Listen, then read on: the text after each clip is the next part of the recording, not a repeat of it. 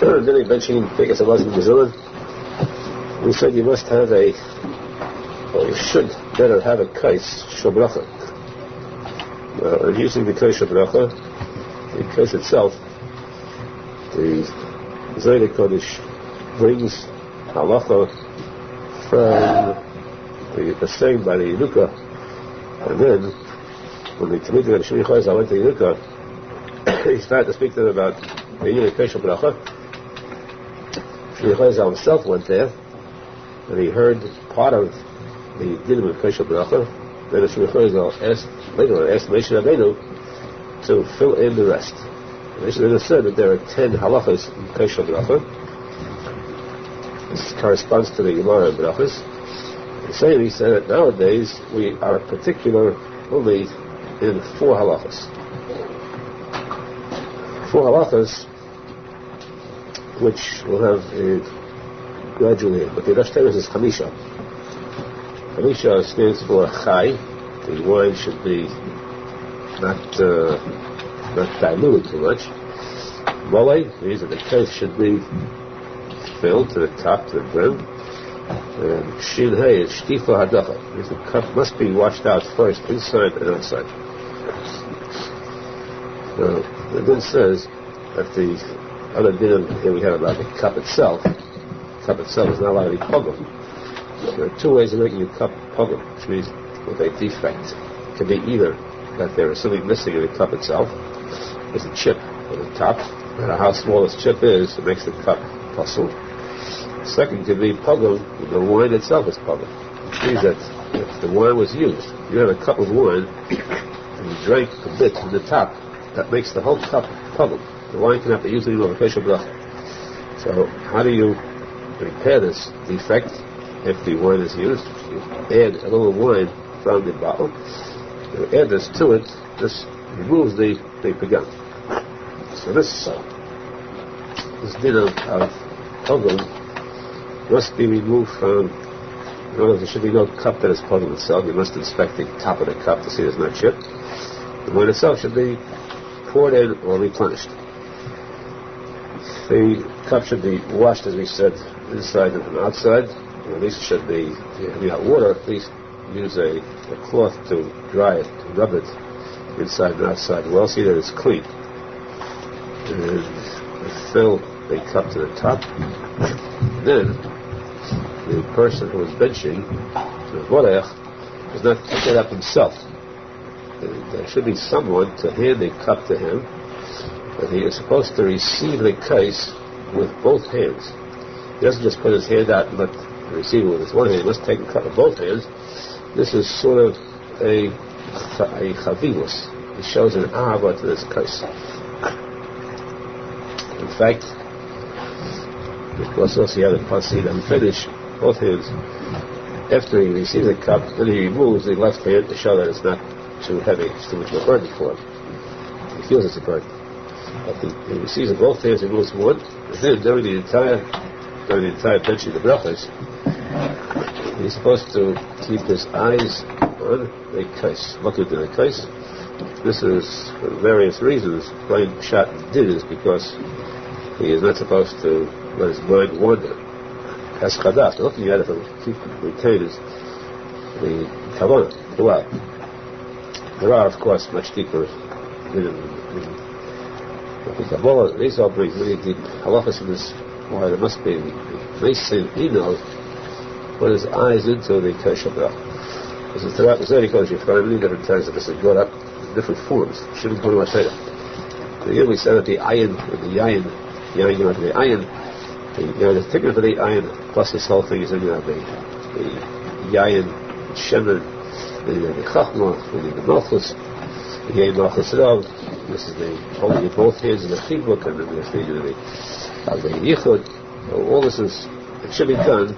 The person doesn't even know these reasons in depth. He should follow the halacha, and they're done automatically. Arizal brings that if a person is in a march, but he has to leave this. He doesn't know about always these items in depth. He hasn't learned, and he's stepping up to get to all this. When he does any mitzvah in his own way, which means in a very simple, pure way, And all these items are accomplished automatically. It's a very, very important statement by Rabbi Nachman. Very strong as Chassidut. The person can know that he's the biggest Baal Kabbalah in the world. Biggest Bavly Yachid Yechudim.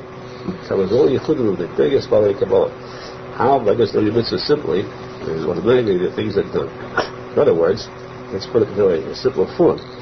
That when you push a button, it sets a motor into action, and you can have the boiler going, the heat going, the wheels turning, and so forth.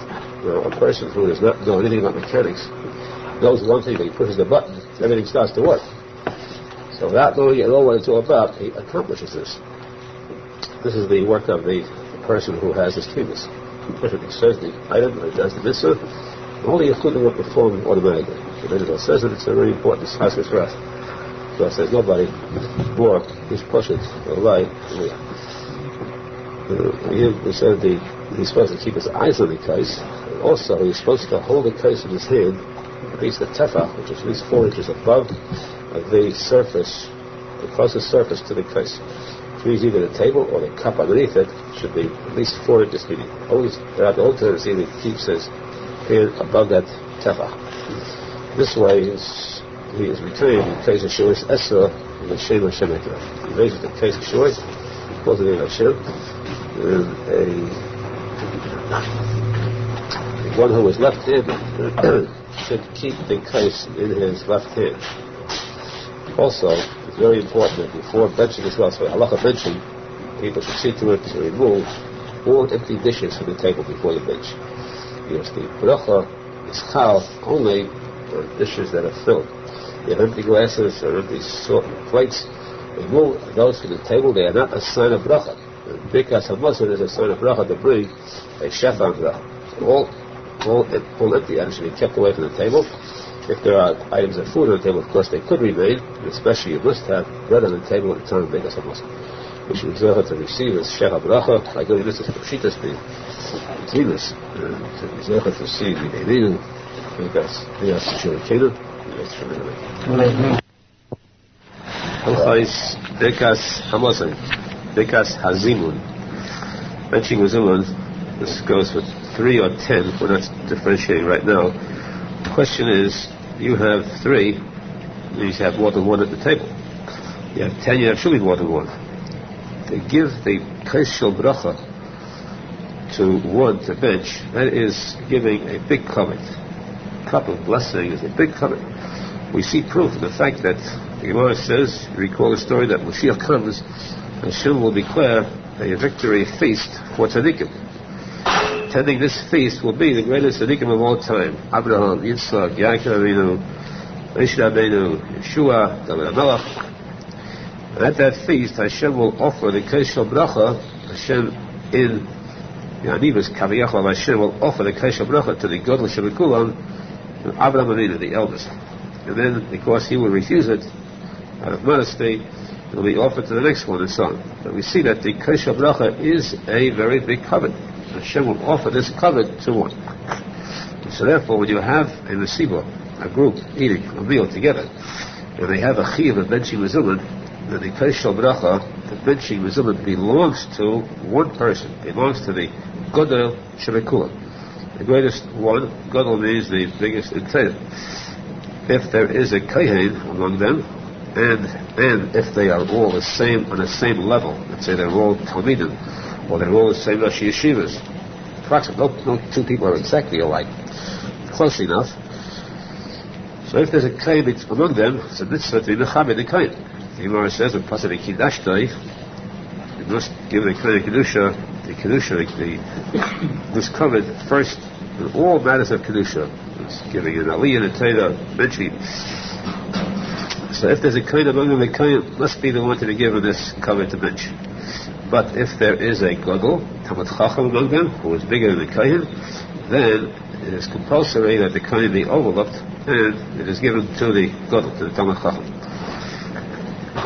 Now, in this case, you recall we learned something to this effect too, in the dinner of Kriyas HaTorah.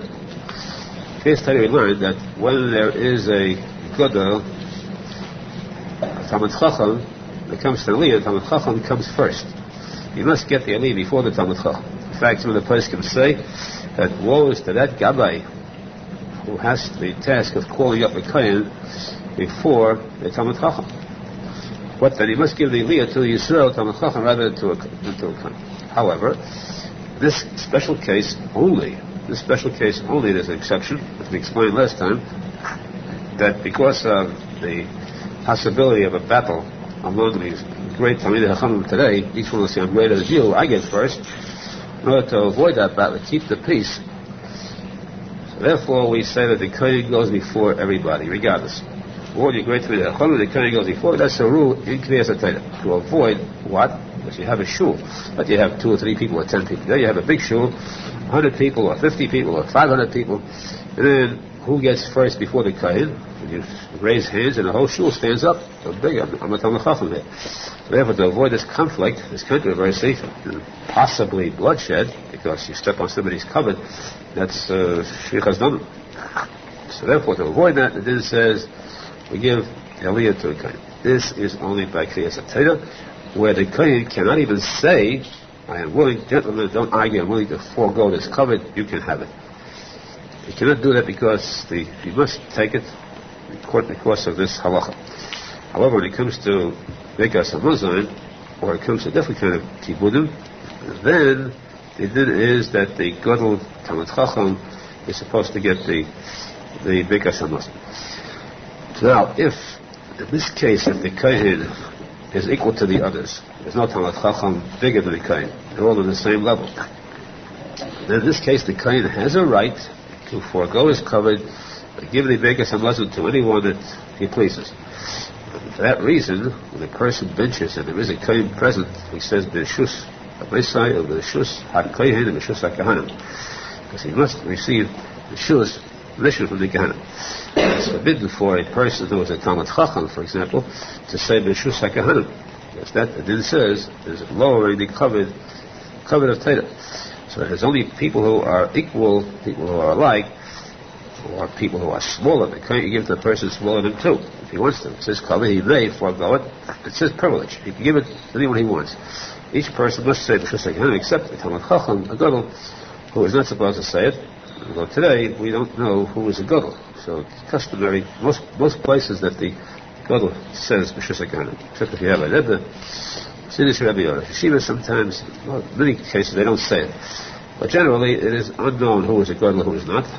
So, if you want to be on the safe side, you say B'Shus HaKahanim.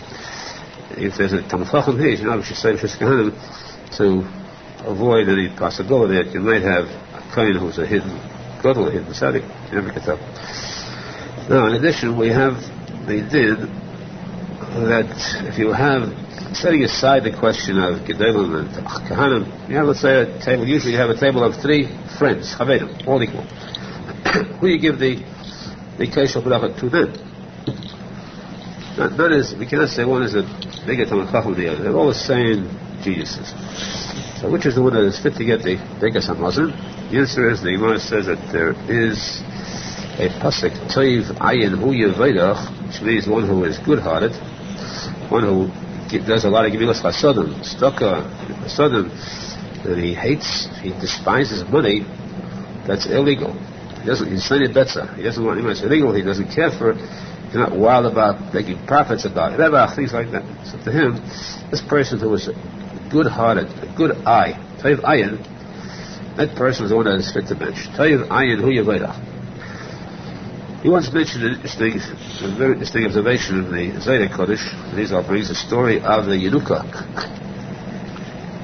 We'll take it just 2 minutes of your time because it's a story that is definitely worth repeating. Why? Because we start the new week. Let's be Mekayim Ashrei Menachem Mendel Schneerson. Ashrei to those who travel to the Tzina of Shulchan Arizal and learn always the words of Shulchan Arizal. Always means not just on Shabbos but during the week. So we'll start the week of Shulchan Arizal's words in the Zayda Kodesh, where the Talmidei Shulchan Arizal came to the house of this Yenuka. Yenuka means a child about 5 years old, but who has the knowledge of an old person, an old tzadik, Talmud Chacham, who was the stalik, came back as an evil, because he came back to visit the world temporarily, but retained all his whole capacity of Torah, wisdom, Chachma that he had before. Plus, the Yeruka was, of course, the son of Nosson, and 5 years old, he was that far advanced that the students did not know him at the time. They just saw a child, and this child showed the usual depth, because he told them what they had done that day, about the Kriya Shema they had done and so forth. So they were amazed by this, and he said to them, let's sit down by the table and let's discuss food. Lachem means food. Lachem means Lachmo means Milchama, battle. And Lechem is Torah. So, do you want to have regular food, or do you want to have Torah? They said, we'll have both. And he began to tell them amazing revelations in the Seides of the Torah, the Mishnah. They sat there in a trance until they came back to Shulchan and told him what they had heard. Arizal's son, decided to go there too the next time to visit the Yeruka. He came there and he too was overwhelmed by the Torah of the Yeruka. There is no further mention of the story, except that later on much later we find Arizal speaking to Moshe Rabbeinu, and there he says that he came to the Yeruka also. This is not mentioned in the last part of it. He came there too, and he heard about the laws of the Kodesh Bracha, and he asked the Moshe Rabbeinu to complete those dinim which the Yeruka had not completed. Well, we can see that Shimon Arizal was too, also was so impressed by this Yeruka, we can imagine how great he was. So now we can understand the beginning of the story. The first time when the first two Talmidim of Shimon Arizal came there, they sat at this table and they came time to bench. The Yeruka said, I will bench. I will take the Kodesh Bracha. So these two Tanoim, the rabbis, the Talmidim of Shimon Arizal said to him, dear child, you heavenly child, true, everything is true, but still, may we ask you a question? It seems to us that we have learned, according to our knowledge, it says that you come to somebody's home, the Balabayas, the owner of the house, has the privilege of making the bracha hametzi. He cuts the challah, distributes the pieces of lachem hametzi. But Aydayach Mavorech, the guest is supposed to bench. The Bekas HaMazon belongs to the guest. The owner should give the Bekas HaMazon to the guest. Of course, it didn't say he may take it himself if he wants to. He's still the host. But customarily, he gives the Bekas HaMazon to the guest. It's a din. So, why are you taking it? He answered to them, what you tell me is a minor item. What I tell you is a more important matter. The posek says that a good eye, one who gives others, helps others, he is the one that is to bench. Who is the good eye around here? Who gave whose bread? Was it your bread or my bread? Who gave the words of Torah? It was my bread and my Torah, my benching, according to this posek. Next time, the second visit, Moshe Feinstein came to the house. They came tonight to bench. Moshe Feinstein said to Yeruka, you bench. By the way, you bench. Yeruka said, oh, you're better than this is good. Because he said that, I'll now tell you more than any Torah. We see what's meant by Toiv Ayin. A good eye, one who gives chesed. Chesed is the Shemayim Beis, chesed is the Bnei Torah, chesed is, Shemayim Beis of course means, which corresponds to Atzilus, which means corresponding to Zoyne Kodesh, corresponding to Seides HaTorah. He who gives the Seides HaTorah, he is the one that should bench. And of course, this means that he benches with a good eye. He's the one that is fit to bench because he gives chesed to others. We should be zecher to be a toiv ayin, zecher to be kahanim. Kahanim means, as the posek says, that the Hashem accepts the Jews as goy kodesh, malachas kahanim. All of us are fit to be kahanim, rule that is, and we should be able to be tamidei hachamim. Rule tamidei hachamim. Tamidim avi chacham lemes, and tzadik emes. That's a chush, we should be able to see with our eyes the toiv sheba ayin. Ayin is the base of Mikdash. You can see the base of Mikdash rebuilt. The coming of the Talmud Chacham Mashiach and Kingdom and Heida from the Eid family. Take us Zimun benching the Zimun or 3 with 10. The nusach of benching first. The person who benches, Mevorech, he speaks in Lashon Kodesh, and he says, Havlon u'nevorech, which means, let us bench. if, as the custom is, he speaks in Yiddish, so he says, Rabbi Sai, mir, let us bench, mir benches, mir velen benchen. This is the minhag of most of the world. However, the Arizal, the Nosson stressed that in this case, we should do what is absolutely right, that is to be zecher to the Ratzon that comes at the time of Achila. Time of eating, the person eats properly. Arizal says the person can be zecher to the Metzach HaRotzen, to the Shedish HaRotzen, to the highest possible degree of a craving, a yearning desire to get close to Hashem. That's the Kedusha of the Jewish table. So therefore we say that by saying the villain benching to show that this meal is brought about a Ratzon. Villain means we want. Benching, holiness, blessing. This is what we want. And this of course is what the person should stress always. Remember that the nusach, the correct proper nusach in benching is that by saying the villain benching. So even if you're in Eretz Yisrael, instead of speaking Yiddish, speak Yiddish in this point. It's one of the few times that it's a special breast on the nusach. That means they really mention. All those present answer Yishem Hashem Rabbi Nachman Atav Yadelon. Then the one of benches says the Rishus, I don't know Rabbi Sai, Rishus HaKahanim, Mevorech, or if you have your father, you tell him Rishus Avimelech, Rishus Meni Rabbi, and so on. Then the words after are Nevorech Sha'achalnu Mishalai. Or if you have a minion, Nevorech Alekenu Sha'achalnu Mishalai. Those who are present answer Nevorech Sha'achalnu Mishalai Uvetuvai Chayinut. Here the Gemara says that who answers Nevorech Sha'achalnu Mishalai Umituvai. Only a boor. The Gemara says that it's supposed to say Uvetuvai and stress the names. Then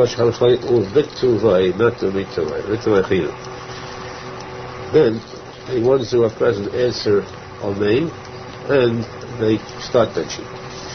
And here we have a number of minhagim that are important to know about, and it's very difficult to determine what the minhag is. For example, after a person, let's say first, it says that's the same everywhere. But if you have a minion, you say the Vorech Alekenu She'achalnu Mishalai according to one day. For the other days, the Teshuva Bracha brings these 2 days, the Vorech Alekenu or the Vorech Leilekenu. This you will find many people who stick to everything very solemnly. They fight for it. Some days say that only one is good, not the other. The days of Shulchan, most of them, the Teshuva says the Vorech Alekenu. That's what we generally say, the Vorech Alekenu. But you do find it in the Tikuney Zohar. It's very close. You find the Lashon the Vorech Leilekenu. So therefore, there's no question about it that both are perfectly correct. Just keep that in mind. We hear a person say the Vorech Alekenu, the Vorech Leilekenu, both are right. But the Teshuva of the Gemara stresses only one. Both have definitely a status on which to rely on. After he finishes, so the everyone answers Amen, and they start benching. There are some who say that Amen is a hefsek. The majority hold that we do say Amen there. The proof is that there is, if you look at the city, you'll find before the benching you have the word Barachu V'Rach Shamai, small letters. And that's a very controversial line too. Very controversial. In fact, I've had the pleasure of having a few juicy battles about that line in my youth. Once had a table, big Mesiga over Rabbanim, Kibenim. It was in this neighborhood. It's many years ago, right there. And a question came up about that, and they had a sort of a bet about it. And I said, my father said, don't be ashamed. Say, what? I said, against the head of the Rabbanim. And he smiled and said, okay, you'll battle it out. Don't give in. The battle was on. They checked the Shulchan Aruch, and they found all Hashem was Father Hashem came out right. But the question was, do we say Baruch Hu Shemai? Do we say it? When do we say it? What does it say? So, point one. Baruch Hu Shemai is, according to all days, is never said by a person who mentions by himself. If you don't have Mizumah, you never say it. If you do have Mizumah, then you have a problem. Then there's a question whether you say it or not. So most places say that you do not say it. The only one that says it is the one who benches Mizumah, not the rest of the people. If they say, or they, not Baruch Hu Shemai. Question. The person himself who benches, there are of course some who say that we do say with the Mizumah or the million, but that's pretty clearly not so. At least only the Mevorech would say it. Because he doesn't say a million after himself, he's a Baruch Shemai. The question is, even does he say it? There are three different opinions. Either he says it for Mizumah, or he says it only for a million, or he doesn't say it at all. In other words, nobody ever says it. At least that much should be clear, that a person should never say it either the Yachid, that's surely not, or he should never say it if he has a Mizumah or a million, if he's not the one that's benching, that's surely out. But surely he should say it if he is the Mevorech. Then he may say it, at least best, say it only when there is a million, not when there is even three. Or, not to say it at all is probably still the safest one of all. You just don't say that. So you together, but don't say it. But, out of all these fakers, which is the most advisable item of all. One last item, the Din says, this is brought by the Farsh of the Zayda Kodesh, that when you benching should be said aloud. Say it out loud, don't say it to yourself, or not just when you look, but it should be said with the koil. And most important, the Zayda Kodesh said it should be said b'simcha. The bench, you say it b'simcha, and this brings down a shefa parnasa. Arizal brings too, this the bench b'simcha, that's the biggest, since that's the time of such kedusha, bench b'simcha, the person can eat makia, can reach the highest madregas for simcha, but the bench b'simcha, the bench loud, and of course,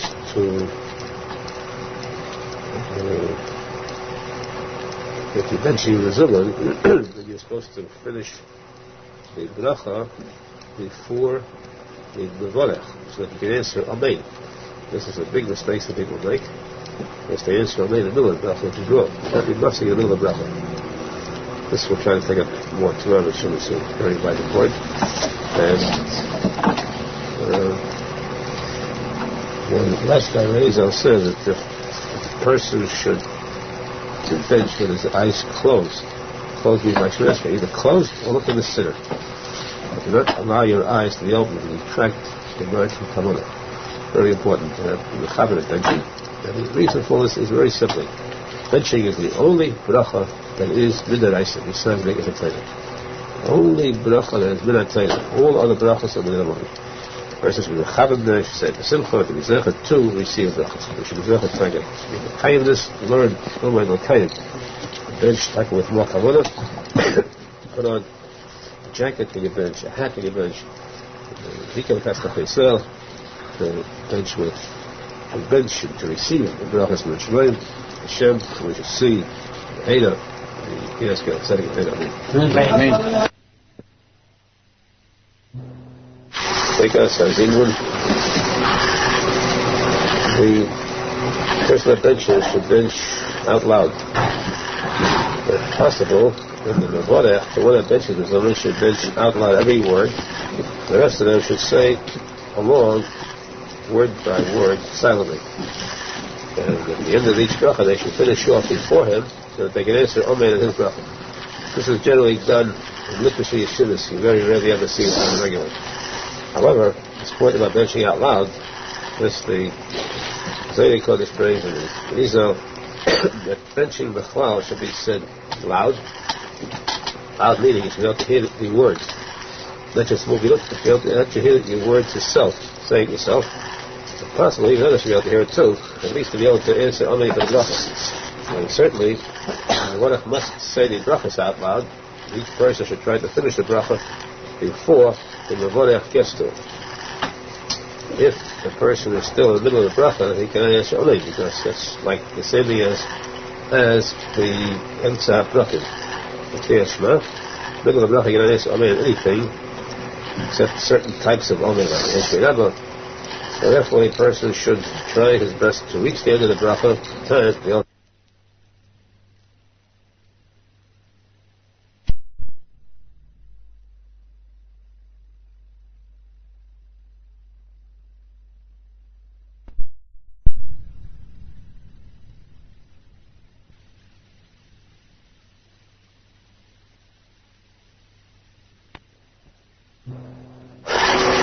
course, he's got to get there before the Mavora, not together with him. If he gets there together with the Mavora, then surely can't answer Amen, because it's like answering in his own bracha, which is awesome. Also, these are said that benching, person should bench with simcha. The time he benches, he should bench with simcha, kiruv with simcha, and of course, there's a lot to be with simcha about how the benching is giving thanks to Hashem for the food, and the fact is, there's no with finance. Just as there has to be the bracha this before eating, it's on the Shamor, the person should give thanks to Hashem that Hashem blessed him, graced him with food, and also with the health to be able to eat the food. Therefore, Birchas Hamazon should be said loud and with simples. After Birchas Hamazon, if they have it eventually in a cups, then the one who benches should say the bracha, and the right should finish the whole case, or at least the nevius. You should be able to make a bracha Aharon. This, of course, is, again, we have the same din, the same heter. He's allowed to distribute this wine together. Everyone together should be able to make up the complete this case. If the person who benches does not want to drink himself, there are some who say that he can give it to somebody else to make a better bracha to drink it, but the din is not that way at all. Must be the mevorech who makes the bracha better Yaakov. And to keep this point in mind, you understand why when you have Sheva brachas, the Sheva brachas are different than under the chuppah. In the chuppah you have better Yaakov first, then the other rest of the brachas. By benching, you have at the end of the benching you have the shisha brachas first. Then the Beit Yafin lasts. And the Beit Yafin is said dafkim by the one who benched. According to this din, it is not allowed to be given to anyone else to say this bracha.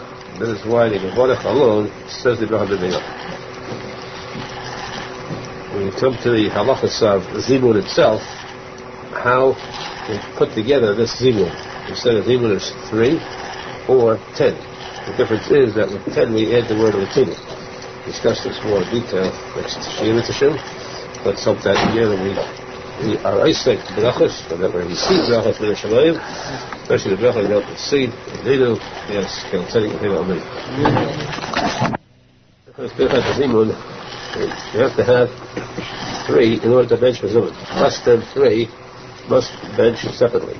Therefore, if 2 people are eating together, it's a mitzvah for them to look for, search out for, find a third person to join them for the benching.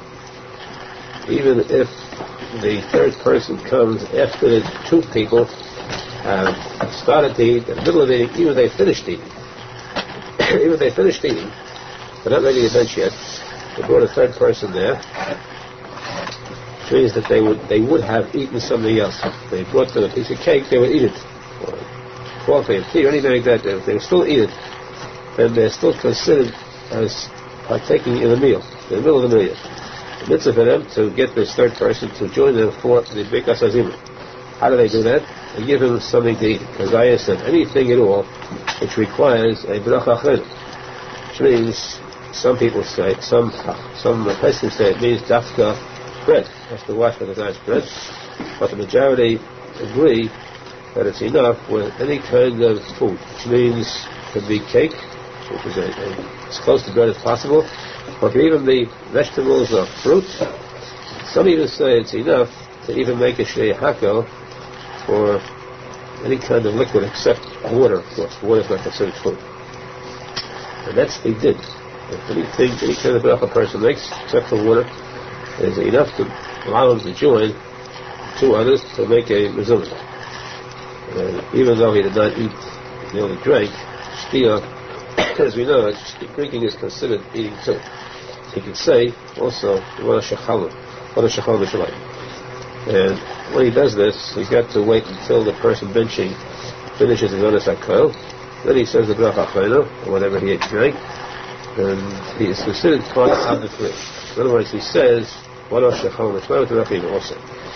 If, however, the third person came after the other two have already washed their hands of mayim achreinim, there's no way you decide with them because they must bench right away, and they have broken off any contact with anybody else.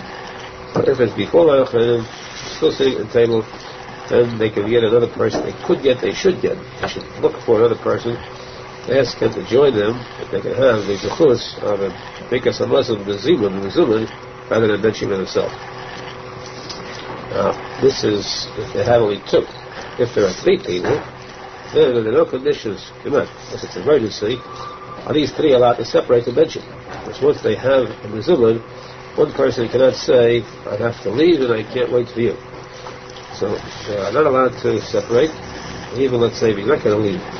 If there are, let's say, he wants to join somebody else, but he cannot leave this party. He cannot bench by himself in any event. Even if there are 4 or 5 people too. 5 people sitting by the table, not one of those 5 is allowed to leave the table. He must bench reserved. If there are 6, then they can break it up. There are 6 till 9, 7, 8, 9. They can break it into 2 parties. You can have half of them bench by themselves, bench reserved themselves. The other half will bench later on themselves. They're not required to wait for the others. That's if there are between 6 and 9. If there are 10, nobody can leave again. They cannot break up the two consumers because now you have already the ship. So therefore, none of those 10 is allowed to leave, to break up. It means you cannot have 3 of the 10 leave and say, well, that's Mizunah. You said you'll have Mizunah by yourself anyhow. They cannot do it because they'll be losing the Mizunah for the million, the word Mekenu. And if there are 20 or more, then of course they're allowed to divide because then they can have 2 minyanim both sitting in a king. That's very simple mathematics. Again, we said if the din says here that a person should say the Vorech Elokeinu and not the Vorech Leilokeinu. With 10. We mentioned this is Tesu Shita, and there are different Shitas who argue this or oppose this. The Zaydik that you find throughout them. It's Leilokeinu. However, the Minigil is to say the Kenu. For whichever one it is, there's no question that both are correct.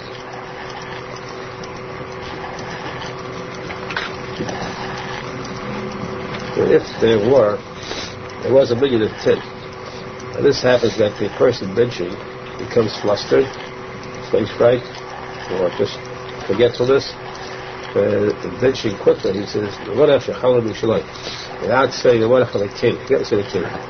Then it depends. If the rest of the people just follow like sheep, if a blind sheep follow the rest of the flock into the pits, then if the rest of the people answer, they have lost the chance to correct it. And this is it's pretty serious, because this is called a crime that cannot be corrected. So, in other words, they have destroyed the chance, the mitzvah of mentioning Hashem's name. That's why a person should be very careful when he benches, remember to say, think presidents to say the kiruv. But if he said the Vorech Shechal Mishaloi, and the rest of the million did not answer, but they reminded him, as long as they did not say it, that the mitzvah wasn't completed, he is able to go back and repeat the Vorech Shechal. If they did not reply to his words, then he can go back and repeat. Sometimes it happens, of course, that he's not heard too clearly. He says the Vorech Shechal Mishaloi, the people will always say the Vorech Shechal Mishaloi. That too is fair. But they can go back only if they did not finish the words of Vorech Shechal Mishaloi, and then he can start again with the Vorech Elokeinu. But if they completed it, they cannot go back. So this means that a person should take care to have kavanah when he's davening, benching, to come before Hashem. All mitzvahs, it's not the addition of Hashem's name, it's called Hashem with kavanah. We should be davening with kavanah, we have our tefillos and skabel, we're not saying that Hashem, We'll see.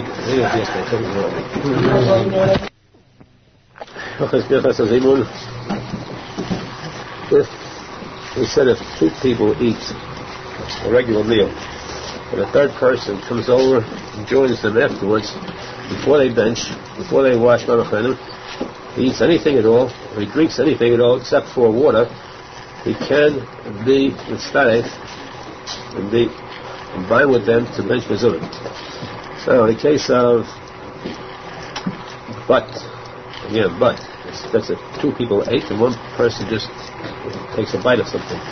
If one person eats, you cannot have two others, majority not eat, just take a bite of something and enjoy with Mizurim. It must be at least two that ate. In the case of 10 people, which means you must have majority. In the case of 10 people, you haven't got all 10 who ate. Just the few, majority made a bracha, the majority ate in it, and the rest of them made a bracha. Then it could be mistarif if. What is the majority of 10? The majority of 10 is 6 people. So we would imagine that if 6 people ate a regular meal, and 4 came and made a bracha of some fruit, they would be mistarif. But that is wrong. You must have you must have not a bad majority, but a solid majority. Solid majority means anything more than exactly past the halfway mark, which means you must have 7 people to eat a full meal, and 3 who ate anything could be combined with them to make a minyan. The question which is not answered regularly, why, when we have a din by davening, you need a minyan for davening, so a din there is that the majority is enough. You have 6 people who are davening together, and 4 people who davened already are just present. They're allowed to daven, allowed to say Baruch Kedusha Leina Teina. As long as you have a majority of 6 people in davening, it's enough to make up the minyan. Not 7, but 6. 6 people daven, 4 people are standing by to add to the minyan. That's enough. If you have 5 people davening together, of course, it's no minyan. They cannot daven together as a minyan. You have 6, it's considered a majority, it's enough. Why by davening is 6 considered a majority to make it a minyan? Why by benching, make us a Muslim, make us a Zimun, 6 is not enough of a majority, you need 7. If it's a question because you're saying Hashem's name like Kenu, by davening you're saying Bachu and Kedusha, much more times Hashem's name. Later, taking out Sefer Torah. So why do we find the difference between davening B'tzibur and between eating? There's no solid answer for this except that the result means that people can around say that why with davening 6 is enough. Eating, what do you care if another Jew has pleasure of eating? Let another Jew eat. Let the 6 have 7 eat. Have a good heart and let another Jew eat so that you have a better majority of eaters. Do not begrudge a Jew who eats. It's sort of being good to others. Anyway, that's the halacha. And then is that if you do not have 7 who eat, you have only 6, they cannot combine another 4 who come by to become part of the minyan. Now, if they all ate together, these 3 or 10, and if they did not eat the whole meal together, just that they sat down to eat, they made a mitzi, and even though each one ate of his, they weren't eating as a group. They were practically strangers, sitting at the same table in a restaurant, each one eating his own meal, minding his own business. As long as they were together at the table, these 3 Jews should bench Mizurim. The same thing with 10. They're not supposed to become divided. And even if one wants to finish before the others, he's got to go to business. He's not going to bother waiting for these people, these strangers, these slow pokes to finish. He's not allowed to leave. But if, in this case like this, if there were 2 who were sitting there, and the third one came by, a stranger, then if he started the meal together with them, then mechuyev. If not, he's not mechuyev. He's not required to join them. In all cases, a person has to leave. In case it's a mitzvah, important mitzvah, or he's an onus, so he has to go to yeshiva. He has to go learn. That's enough of an excuse to break up the Mizurim. He's an onus because he's afraid of, he's got to get back to business and lose money there. He's afraid of his wife, and he comes home like all these cases. if it's really an emergency, like the last case, then you're not to finish the meal first without waiting for the others. However, there's a case of matter of politeness, where matter of chiyuv politeness. If, let's say, two of them have to leave, the third one is slow, then the two could force the third one. He's forced to answer. In other words, if three bench, not all three have to bench together. They have to bench Mizulim. So if two of them are benching, one could say, basically no benching, and these two bench together, and the third one must answer them as part of the Mizulim. Later he benches by himself. But he must answer as part of the Mizulim. He's forced to. If, let's say, one person wants to leave, then the other two are not required to answer him. He says, I want to leave now, I want to bench Mizulim. Of course, if he answers Mizulim, they say, you know what, we want to bench Mizulim when we're ready to bench ourselves. He cannot force those two. Unless he's a gadol in a matter of covenant, then they must answer him. But otherwise, no, they don't have to, unless they are very polite, good-natured, considerate. And then the two will answer the one. It's a matter of good heartedness, but not as a matter of chiyuv. So this is only, of course, where it is an emergency, when one has to leave and cannot wait, and even if two have to leave. But for ordinary uses, a person must wait until they bench together. It's an achdus, you have bracha. Let's hope that we have this achdus in the Lord Jews. Be blessed with the bracha. Thank God, Hashem, for showing Shalva and Gula Shlema, the coming of Mashiach, and then you'll be sneakers from Amen. Repeat quickly a couple of things we had.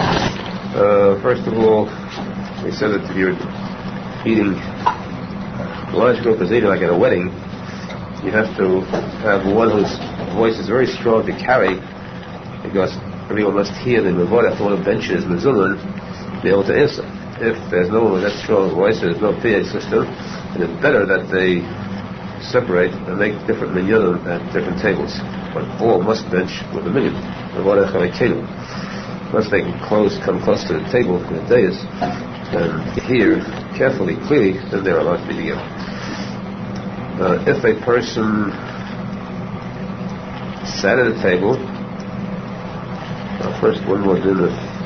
If you have two different tables, and these two tables are completely unrelated, they don't know each other, there's no connection between them, they connect from by. You have five at one table and five at the other, they each must bench separately, but if there was something to attach the two, some kind of a common bond, for example, there was one person who waited on both tables, they become united as one, and they can bench together, and the one becomes one.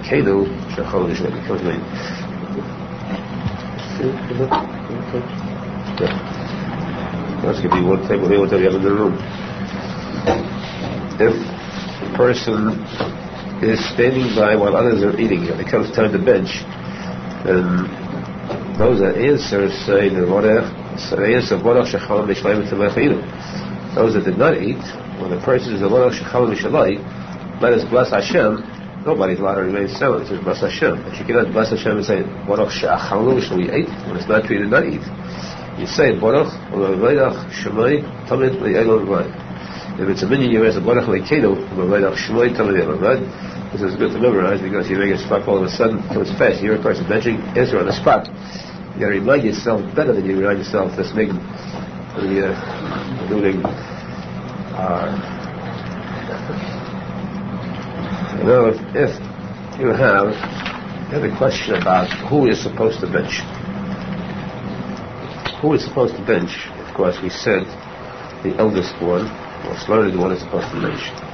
There are times when it is not dependent upon the knowledge, it's dependent upon the situation. Situation which in no way is related to knowledge. For example, you have three people eating together. They become as one. They become as one, which means that all three can bench together because they ate from the same bread. Like eating the same meal or the same loaf of bread that was in the center of the table. They were partners in this one meal. That's why they can bench together. What happens if they are not partners? Each one eats his own bread. The fact they were there, they established a group together. Therefore, they could bench together. But the one that benches must be one who could join the others. He could join the others in their food. The person cannot join the others in their food. He cannot be the one to bench. For example, one person is eating kosher, the second is eating treif. The person eating kosher cannot join the one eating treif. Technically, they bench together either. But what if it is treif in the eyes of the person who's eating kosher? For example, to be halacha, the person is eating kosher. For example, one person is eating dairy, one person is eating meat. Two are eating meat. For instance, one is eating dairy. The persons that are eating meat, the other person's food is treif. Remember we learned this in about busting of cholera, not supposed to mix it too? Remember that. So the one that is eating meat cannot join in with the dairy food of a person who is eating dairy. The one that's eating dairy, though, could, by just eating a loaf, piece of bread. The thing is not, he could join them together with them eating their meat. So if the one that's eating dairy and the other food is kosher, you can join with them. The one that's eating meat, the opposite food is treif. Very simple case. Or let's say the bread. One person is not to eat the bread that's baked by a guy. One of them is eating bread baked by a guy, one is eating bread baked by a Jew. Especially the one that they could bench is one is eating bread baked by a guy. Because he can eat the other one, one is not of a Jew, cannot eat the one baked by a guy. So though he is naked or more, he's not as religious, he's still a mixture, he's still a god with that because he can join in with any or the other. In this case then, cases like that we judge by who can join in with who. If it's restricted, limited, only one can do it, he is the one that benches.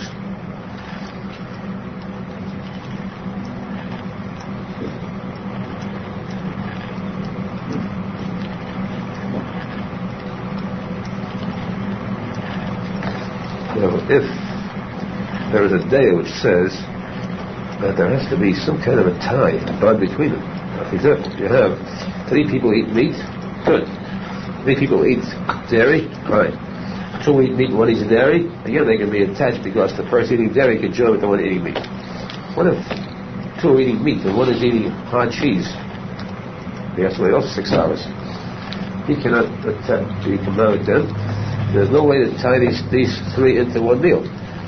There are some places who say that these 3 cannot bench Brazilian. But the other place can say that the Chayadim Pasuk, and since the 3 could eat from the same bread is kosher when it's parm. So they could eat from the same bread, they could join in one single meal. Forget about the meat or dairy.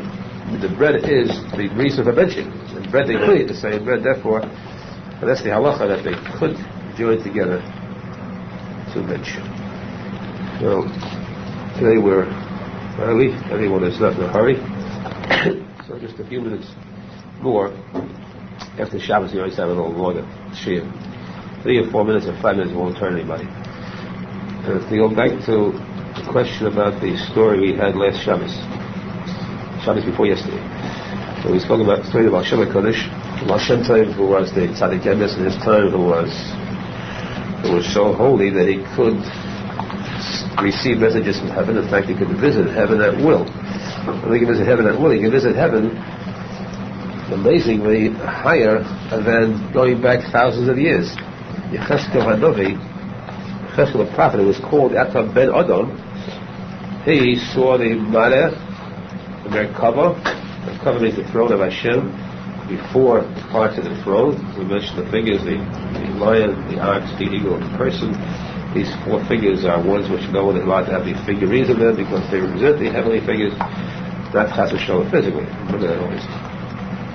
But this was part of the. In other words, he could see up to the Elam HaYetzida, which was the world of the angels. Above today, you can see the Elam HaBriya, the throne of Hashem. Elam HaTzilus, which is the highest, that it doesn't even mention it all. The Maisa would come way above it. Hashem HaKadosh was able to go into the Elam HaYetzida, to Briya, to Atzilus, even this mention, even beyond that. To stroll at will through these worlds, which shows an amazing height. In this case, the story of Moshe was with Hashem HaKadosh one Shabbos. 1 week got lost, and at Shabbos he was lost in the forest someplace. He came to a little hut with 3 of his Talmidim and his driver. And there he was put to a difficulty, harassment, suffering that was incomparable. His whole Shabbos spirit was destroyed. No tznius, no singing, no davening, everything was out. He suffered tremendously, and he couldn't understand why, because his mind became blank. He lost all of his heavenly knowledge. He just had to suffer physically. 3 students with him. Afterwards, it was discovered that Hashem was detecting, in particular about the tzadik, so much that the tzadik does the slightest infraction of any rule, it is penalized much more than an ordinary person who commits the worst type of sin. So it was revealed that Moshe Feinstein had at one time overlooked the suffering of a maid of his. He just didn't pay attention to it. Because of that, he was punished with this one case. After Shabbos, of course, everything came back to normal. We see about the union of the Gemara says that Hashem is happy with tzadik. The question was, since this clearly was the case of Moshe himself, who had done that act, who was so indignant to understand by what she may have to suffer. The act of, what's that with a Jewish man? The act of small, tiny act, and surely at that time his 3 Talmidim were not present. So why did the 3 Talmidim go through such a session of torture, suffering with him? What did these 3 do? There are 2 distinctly clear answers for this. First of all, Hashem himself said, he mentioned once, it's good to mention again, it's good for Shemaya Tishma review. To review the old, Tishma will learn the new. If you use the old answer, we'll get the new answer to add it to. All the answer is Moshe says, we say in David B'Shem Shabbos, the Hagid, to speak, to say, Yosher Hashem is righteous. Suni, my creator, my Avlosa boy, there is no improper act on the part of Hashem. Hashem is righteous, why is it no improper act? He's righteous, there's no improper act. Why repeat this? Why the redundancy? Shemay Kodesh answers, you can understand this if we take the case of a king, human being, king, is very mighty. And whoever goes against this king, whoever shows any sign of disrespect, any act that is wrong, the king has the power to decree death, to sentence this person to death. Now, in the case of a man who was a traitor and came before the king said, I sentence this man to die. The king was definitely right in doing so. The king has the power and the right to sentence a person to death, especially one who deserves death, a traitor. He committed a crime, a crime that deserved capital punishment. So the king was very righteous. But was there any improper deed in the act of the king? Of course there was. The king sentenced the man to death, he deserved death. But did the man's wife deserve to suffer the rest of her life as a widow? Did the man's children deserve to suffer as orphans from now on? Did the man's partner in business deserve to lose the going concern that he had because he lost the talents of his partner? Did the man's neighbors deserve to lose the assistance he would give them? The king did what was right. He was righteous. So many people suffered as a result of the king's action. Alhamdulillah, in the case of Hashem sees that a man gets into an accident, or a man becomes sick, he passes away. The result is there's a widow, there are orphans, there are neighbors, there are friends, there are relatives, there are business associates who suffer, who go broke. Hashem does not punish until the person deserves that punishment. At this moment when the man died, Hashem had on record that this woman was supposed to deserve to become a widow. These children deserve to become orphans for whatever reason, either for now because of a past guilt. The associates, this man was bad, deserved to lose his money. So everything fell into place exactly with this man dying being only one part of the entire picture. When Hashem put this man to death, it was a righteous act. This man deserved death. Hashem knew why. But there was no improper act because everything that resulted was something that was deserved at the time, so that every single bit of suffering, every person who was part of this whole picture deserved what he received from heaven. That's what's meant by Hashem's righteousness. In this case too, the Baal Shem Tov was the one who had come to this inn, this home in the forest, and he went through the suffering. The side effects of the other 3 suffering was not because of what Moshe Feinstein did. They too had done something else, where this was the time Hashem was done to put the gechon. then when Hashem brought about a payment, retribution for all involved at one single time. When there is an accident and a whole plane load of people are wiped out, each one has a history. Each one Hashem puts into that plane, because each one's time is up now. Therefore, these three were not part of that story with the maid, but these three had a past too, but they merited having something done to them to erase whatever they had done in the past. That's one answer. I wouldn't say better answer, but the more closer answer to us is a Menachem answer in this case. Menachem says that when a tzadik is nostalgic, and the tzadik passes away,